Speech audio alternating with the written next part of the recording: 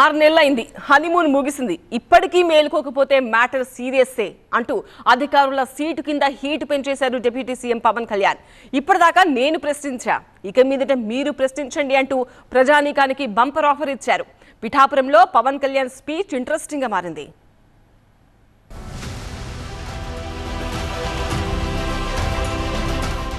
సొంత నియోజకవర్గం పిఠాపురంలో సంక్రాంతి వేడుకల్లో పాల్గొన్నారు AP deputy CM Pawan Kalyan. Pithapuram మండలం కుమారపురం గ్రామంలో మినీ గోకులాన్ని ప్రారంభించి అక్కడ ఏర్పాటు చేసిన సభలో మాట్లాడారు.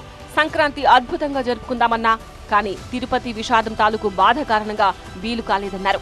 ఈ సందర్భంగా అలసత్వం వహించే అధికారులపై ఆగ్రహం వ్యక్తం చేశారు.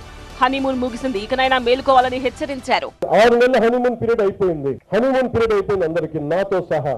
నాకు కూడా లర్నింగ్ కూర్చోబెట్టి రివ్యూస్ అని వదిలేస్తాను. నేను నుంచో చోట రివ్యూ చేస్తాను, అవసరమైన చోట నిలబడతాం, కానీ రాష్ట్రం అంతా తిరుగుతాం. మన పిఠాపురంతో మొదలు పెట్టుకోండి. ముఖ్యంగా గ్రామాల్లో పనిచేసే అధికారులు మరింత బాధ్యతగా ఉండాలన్నారు. If it's family, it has to be home. If it's home, it has to be Aparna. Saluting the spirit of every couple's sacrifice to build their dream home. Duty minded అధికారులకు తామెప్పుడు బాసటగా ఉంటామని చెబుతూ కడపలో దాడికి గురైన ఎంపీడీఓను పరామర్శించిన విషయాన్ని గుర్తు చేశారు. మొన్నటి వరకు నేను ప్రశ్నించా, ఇప్పుడు పవర్లోకి వచ్చా, ఇక మీదట ప్రశ్నించే బాధ్యత మీది, పని చేయకపోతే నన్నైనా అధికారులనైనా నిలదీసే హక్కు మీది అంటూ ప్రజలను అప్రమత్తం చేశారు. ప్రక్షాళన పిఠాపురం నుంచే మొదలవుతుందన్నారు. బలంగా చెప్తా ఉన్నాను, ఇంకొకసారి నాకు ఈ టీజింగ్ అనేది నాకు కనిపించకూడదు పిఠాపురంలో. This is my directive. ఎందుకంటే నా నియోజకవర్గాన్ని సవ్యంగా చేసుకోలేనప్పుడు, నా నియోజకవర్గాన్ని నేను సరిగ్గా కాపాడుకోలేను, నా డిప్యూటీ ముఖ్యమంత్రి పదవికి అధికారులు ఉండడం దేనికి? నేను చాలా స్పష్టంగా ఉన్నాను ఈ విషయంలో. ప్రశ్నించడానికే రాజకీయాల్లోకి వచ్చానన్న పవన్ కళ్యాణ్ నిన్నటిదాకా ప్రశ్నిస్తూనే ఉన్నారు. అధికారంలో ఉంటూ కూడా నిలదీసే నైజాన్ని మానుకోలేదు.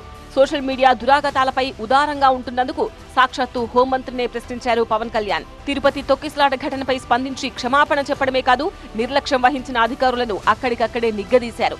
ఏ స్థాయి అధికారులైనా ప్రజలకు సేవకులే అన్న విషయాన్ని గుర్తు చేశారు. ప్రజాప్రతినిధులకి కులం లేదు. We are very clear about it. చాలా స్పష్టంగా ఉన్నాం దాని మీద.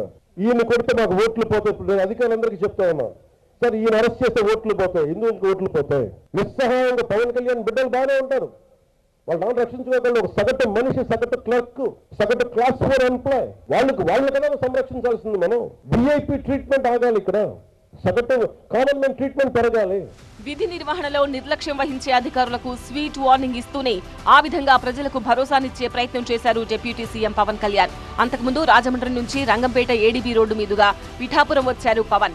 ఇటీవలే game changer pre release event కు వెళ్లొస్తుండగా ఏడీబీ రోడ్డులో జరిగిన ప్రమాదంలో 2 యువకులు చనిపోయారు. నాటి ప్రమాద స్థలాన్ని పరిశీలించారు పవన్.